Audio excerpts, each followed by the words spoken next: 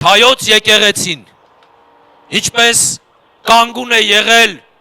2000 ամյա իր պատմության ողջ ընթացքին, կանգուն է այսօր և կանգուն կլինի հավերժ աշխարհի տակ տերություններ, իշխանություններ, իրենց հզոր ձևացնող մարդիկ, աշխարհակալներ եկել են ու անցել, գգան ու կանցնեն,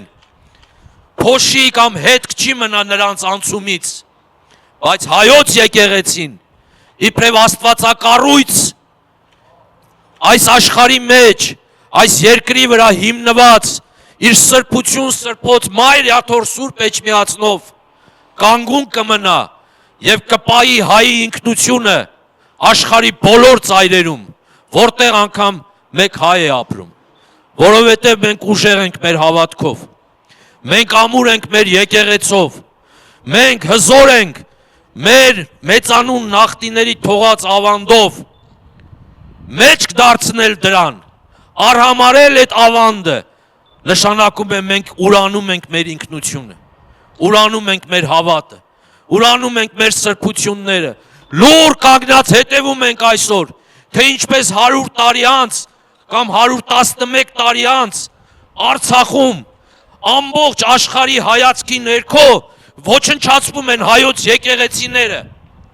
հողին են հավասարեցվում մեր սրբավայրերը, մեր խաչքարերը, մեր գերեզմաները,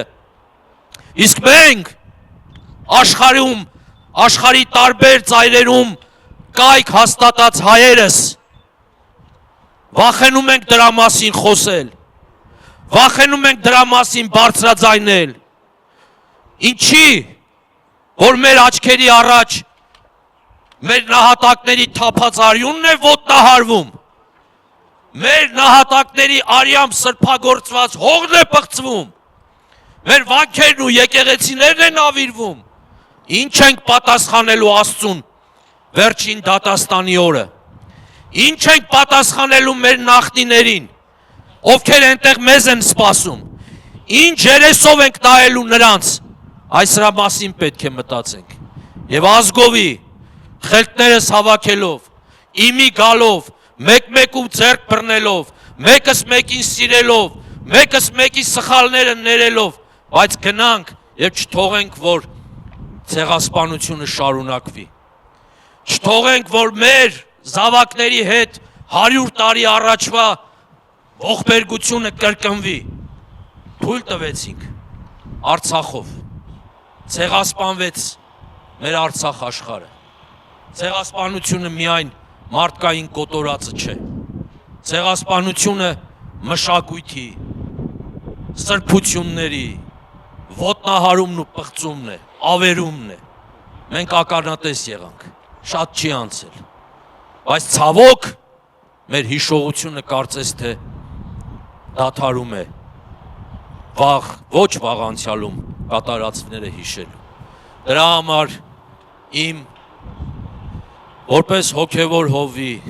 որպես այս եկեղեցու սպասավորի,